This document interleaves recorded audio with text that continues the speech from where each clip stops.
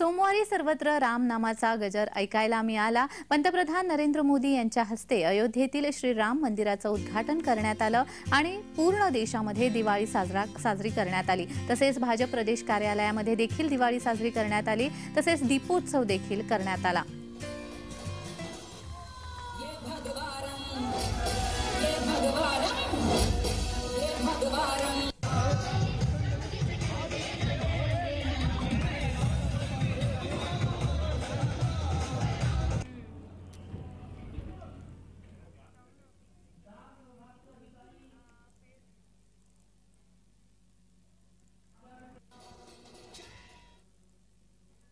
तर दीपोत्सव करताना भाजप नेते कृपाशंकर सिंह यांच्याशी बातचीत केलेली आहे। आमचे प्रतिनिधी मनोज दयाळकर यांनी पाहूयात।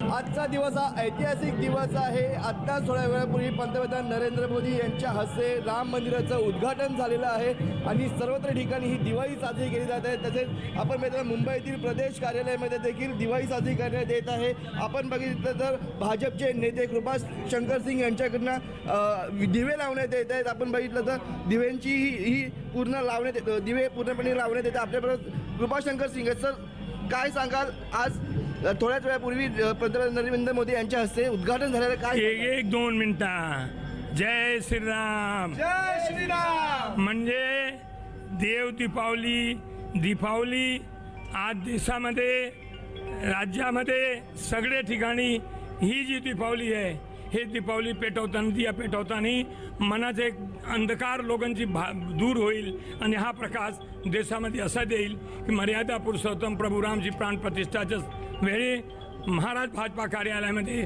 आणि दुसरी ठिकाणी लोक एवढे राममय झालेले आहे। मला वाटते की हा राममय हा आदर्श लोकांची मनात म्हणून दीप प्रज्वलित करून मला एक प्रकाश लोकांकडे पाठवायचे आहे आणि हे प्रकाश ज्योत देशामध्ये जाईल, मनाचा अंधकार दूर होईल आणि काही लोकांच्या मनामध्ये अजून प्रभू रामचंद्र समजले नाही।